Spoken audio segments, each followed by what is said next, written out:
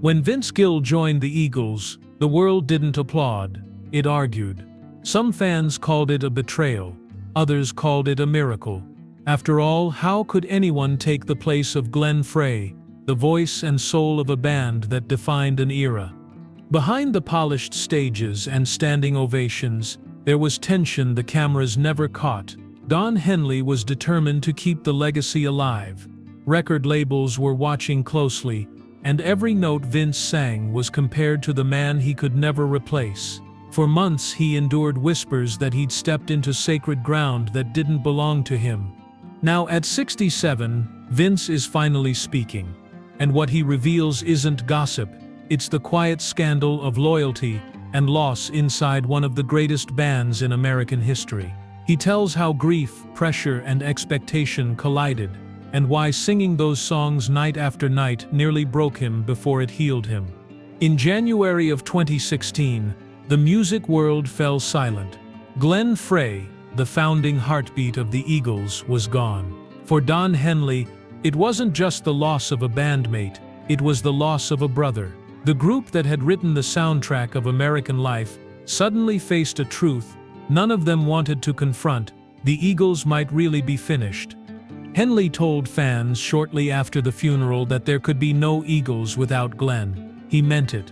The decades of hits, the sold-out tours, the Grammys, none of it seemed to matter without the man who had started it all in a Los Angeles apartment with a notebook and a dream. For months, silence replaced harmony. Equipment sat untouched in storage. Crew members quietly began taking other jobs, certain that the era had ended for good. But grief has a way of whispering when the applause stops. As letters poured in from across the world, another kind of pressure began to form, emotional at first, then professional.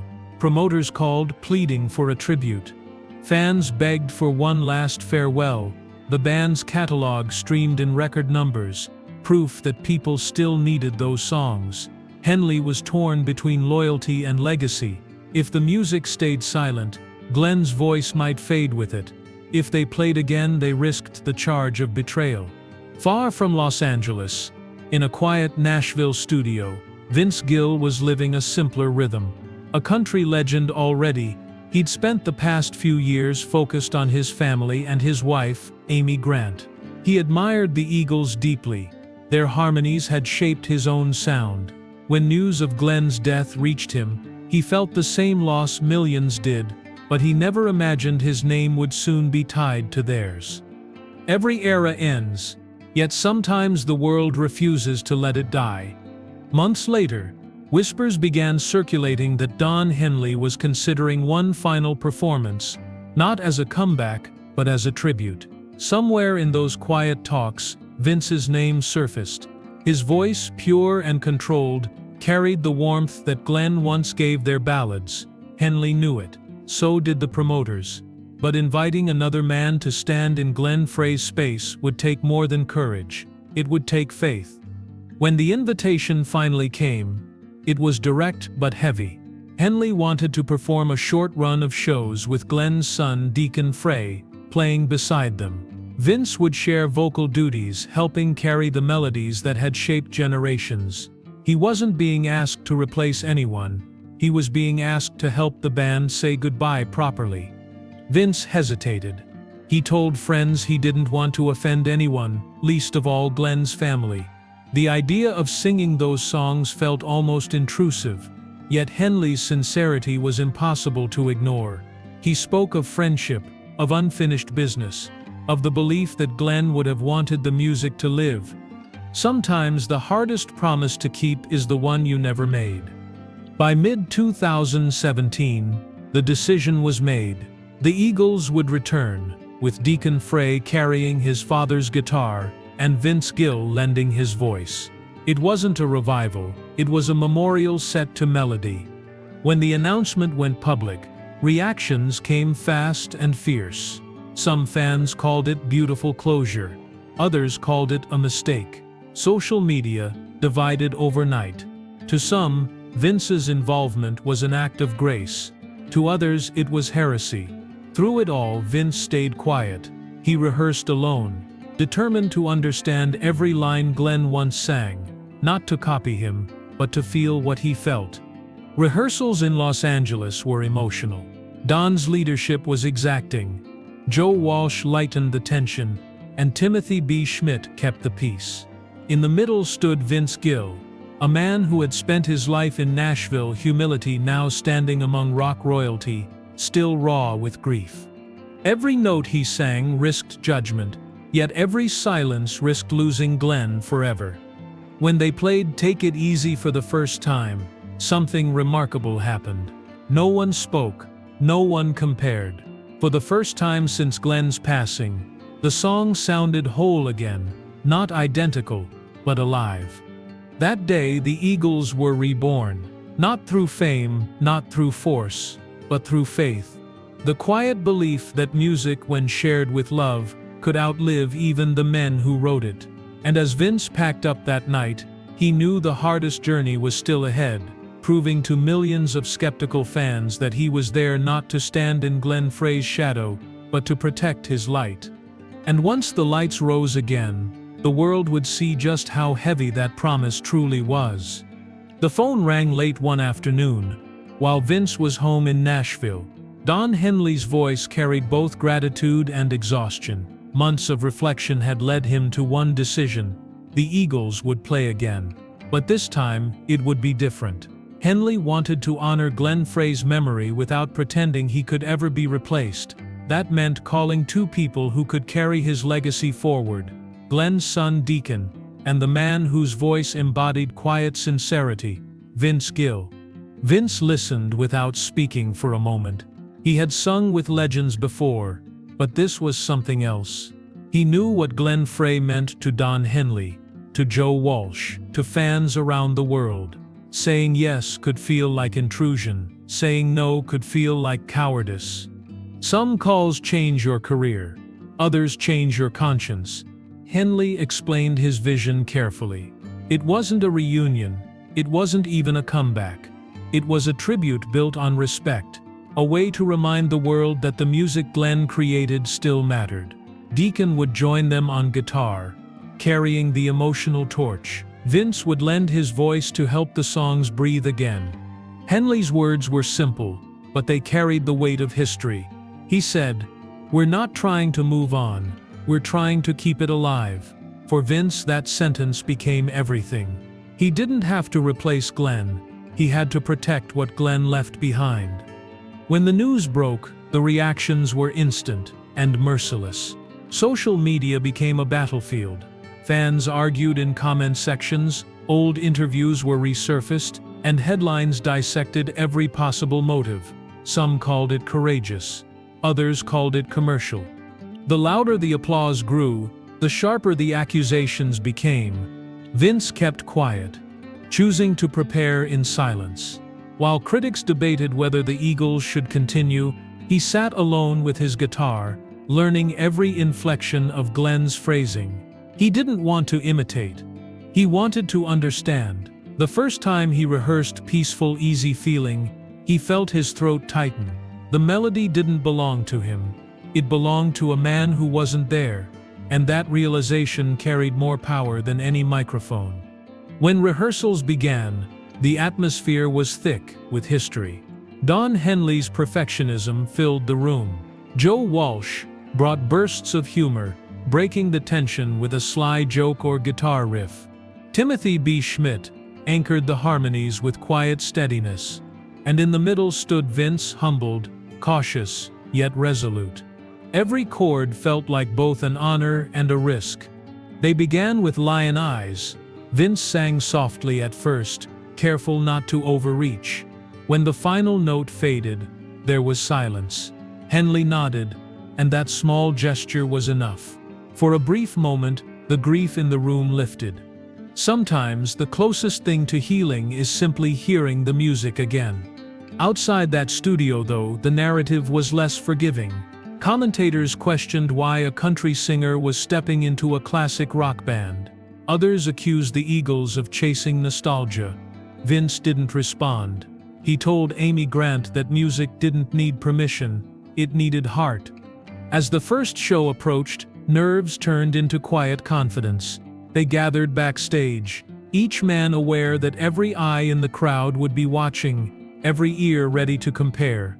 But when the lights dimmed and the first notes of "Take It Easy" rang out, the audience rose in unison. For the first time since Glenn Frey's passing, the Eagles sounded whole. Henley later called it a spiritual night. Fans who had doubted the decision wrote letters thanking the band for bringing the songs back to life. Even critics softened. Vince's voice wasn't Glenn's, but it carried something equally vital: reverence. The show ended in applause, but underneath the cheers lingered a quiet truth. The world hadn't just accepted Vince Gill, it needed him. The first announcement hit the internet like a fault line. One headline praised the return of a beloved band. Another accused them of tampering with something sacred. On Facebook and YouTube, thousands of comments filled the threads: grief, gratitude, outrage, nostalgia, all colliding at once. For some, the Eagles' comeback was an act of healing. For others, it was proof that even legends couldn't escape the pull of profit and pride. Every tribute risks becoming a trial in the court of public opinion. Vince Gill watched the reaction unfold quietly. He wasn't new to criticism. Nashville had hardened him to that years ago. But this was different. He wasn't being judged for his own songs, but for daring to sing someone else's. The words "He'll never be Glenn" echoed across comment sections. Some even accused him of chasing relevance, unaware that he had joined not for fame, but for faith in the music itself. In interviews, Vince spoke with characteristic restraint. He called his role a privilege and said that he was simply doing what felt right. Henley stood by him, reminding fans that no one could replace Glenn, but someone had to keep his songs alive. Still, the tension simmered. Loyalty and loss rarely share the same stage without a fight. As the Classic West and Classic East concerts drew closer, tickets sold out in minutes. The controversy had only fueled curiosity. Reporters wondered whether the performances would feel authentic or awkward, whether Vince's soft-spoken humility could carry the weight of the Eagles' grandeur. Inside rehearsals, the band tried to block out the noise. "Let's just play," Henley said. More than once, his tone both tired and determined. The night of the first show arrived under California skies. Thousands packed into Dodger Stadium, unsure of what they were about to witness. Vince stood backstage, guitar in hand, glancing toward Deacon Frey, young, nervous, but steady. Don Henley placed a hand on each of their shoulders before walking out first. No fanfare, no speech, just a quiet nod. Then the music began. The opening chords of Seven Bridges Road filled the air, those familiar harmonies weaving together like old friends finding their way home. The crowd froze. For a moment, skepticism dissolved into awe.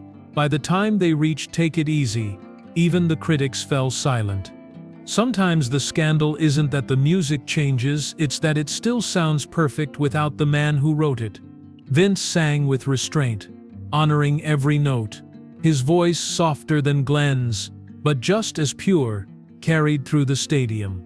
Fans who had arrived skeptical found themselves standing by the second chorus. One woman held a sign that read, "Thank you for keeping him alive." When the song ended, the applause was thunderous. Backstage, the band exhaled in silence.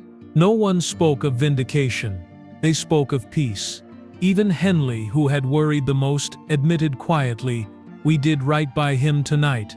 In the weeks that followed, critics softened. Reviews described Vince as the perfect steward of Glenn Frey's legacy. Rolling Stone called the performances elegant and deeply human. The online debates didn't vanish, but the tone changed. The anger was replaced by gratitude. Fans began writing messages directly to Vince, thanking him for lending his heart to songs that had carried them through decades of life. He replied to none of them publicly. He didn't have to. The applause each night spoke louder than any statement could. Acceptance doesn't come when the noise dies down. It comes when the music drowns it out. The first concerts had silenced the skeptics, But no one in the band expected what came next. Ticket sales exploded across North America. Venues that once held 40,000 were selling out in hours. Fans who had sworn never to see the Eagles without Glenn Frey now stood in line, holding vinyl records and handwritten notes. What began as a tribute had become a movement. Sometimes respect builds momentum faster than fame ever could. As the tour expanded, the chemistry within the band deepened. Don Henley, once skeptical of continuing, found renewed strength in the harmonies. Joe Walsh rediscovered his sense of play, turning every solo into celebration rather than nostalgia. Timothy B. Schmidt kept the harmonies anchored like quiet gravity, and Vince, the so-called outsider, began to feel like he'd always been part of the family. He never tried to outshine anyone. He didn't need to. His gift was balance, giving space where Glenn once stood while still offering his own warmth. Reviewers noticed. The New York Times called his tone devout yet effortless. Fans said that for the first time since Glenn's passing, the band sounded whole. Healing doesn't ask for permission. It just walks on stage and starts to sing. Each night, Vince faced the same ritual. He'd walk to the microphone for New Kid in Town, Glenn's song, and glance toward Deacon Frey. Sometimes Deacon would nod, sometimes he'd close his eyes. The unspoken exchange said what words couldn't. This wasn't replacement, it was remembrance. By the final verse, the crowd usually stood, tears visible even under the lights. But beyond the applause, the tour carried an unspoken challenge. Could this new formation survive beyond tribute? Promoters pushed for more dates. Record labels suggested live albums, yet the band resisted anything that felt exploitative. They didn't want to market grief, they wanted to share gratitude. Vince, especially, drew that line. If it stops meaning something, he told the crew, we stop playing. Integrity is the rarest encore in show business. The band's unity deepened as they toured through 2018 and beyond. In every city they were met with warmth. Older fans bringing their children, families wearing shirts from the 1970s and singing along.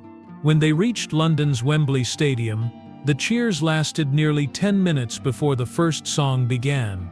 Even the critics who had once dismissed the idea of continuing now admitted the impossible.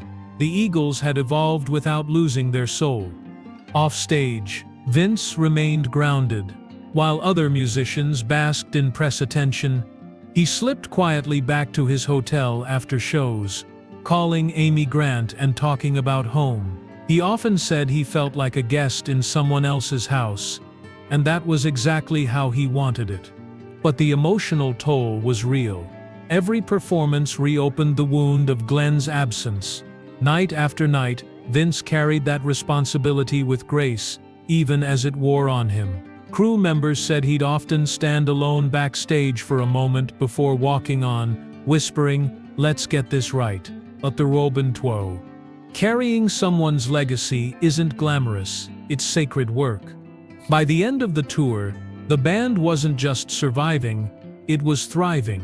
The energy between Vince and the original members had shifted from caution to camaraderie. Henley began introducing Vince to audiences with heartfelt gratitude, calling him a blessing. Fans cheered at every mention of his name. When the final chord rang out on the last night of the tour, the audience didn't want to leave. They stood long after the lights dimmed, clapping to the rhythm of songs that had outlived generations. For Henley, it was confirmation. For Deacon, it was closure. And for Vince Gill, it was proof that music handled with honesty could heal even the deepest divides. He hadn't replaced Glenn Frey. He had restored what grief had taken. When the tour ended, Vince Gill returned home to Nashville, quieter than he'd left. The roar of arenas had faded, replaced by the stillness of his own living room. For the first time in years, he could breathe without a spotlight following him. But in that silence came reflection, and the truth he'd avoided saying out loud. Some stories don't end when the lights go out, they begin when the noise finally stops. In later interviews, Vince spoke gently about his time with the Eagles. He called it the most emotional music I've ever been part of. He admitted that before joining, he worried he wasn't worthy of it. Yet what surprised him most wasn't the pressure. It was the love that eventually grew from it. What had started as skepticism from fans became gratitude. What had begun in grief became something almost spiritual. He told one interviewer that every night on tour reminded him of what music is meant to do, to connect people who may never understand each other but still find themselves crying to the same song. "That's what Glenn built," he said, "and I just wanted to help keep it standing." Redemption doesn't arrive with applause. It arrives with peace. Don Henley later echoed that sentiment publicly, saying that Vince and Deacon had kept the band's heart beating. Coming from Henley, known for his precision and guarded nature, it was no small statement. It was as if the circle had closed, one generation handing the torch to another, and the outsider who'd once been doubted was now family. Even as years passed, Vince never claimed ownership of the Eagles' legacy. When asked if he'd ever record with them, he smiled and said, "I'm just honored to sing their songs." He didn't need to leave a mark on the band. The experience had already left one on him. Each tour stop had taught him something new, about humility, about grief, about the responsibility of carrying someone else's art without distorting it. He said that every time he sang Desperado or New Kid in Town, he could feel Glenn's presence in the harmonies. Not a ghost, not a shadow, but a reminder that true art never dies, it just finds new voices to keep it alive. The real scandal isn't that the Eagles went on without Glenn Frey, it's that so few believed they could do it with grace. When Deacon Frey stepped away from touring in 2022, citing the need to forge his own path, Vince carried on. He never saw it as taking more responsibility. He saw it as an act of stewardship. Fans continued to come, not out of nostalgia, but out of reverence. The music still spoke, and Vince was still listening. Back home, he often said the experience had changed his heart. It reminded him that music wasn't about ego or endurance, it was about empathy.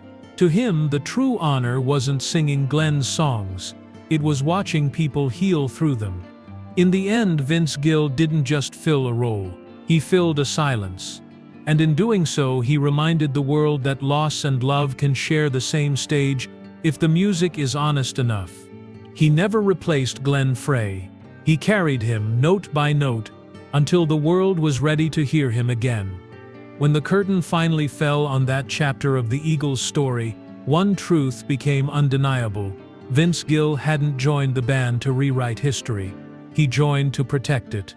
From the first uncertain rehearsal to the final standing ovation, he carried Glenn Frey's legacy with reverence rather than pride, always reminding the world that some voices never fade, they simply find new echoes. He once said he hoped fans could feel the same peace he felt on stage, that moment when grief turned into gratitude, and they did.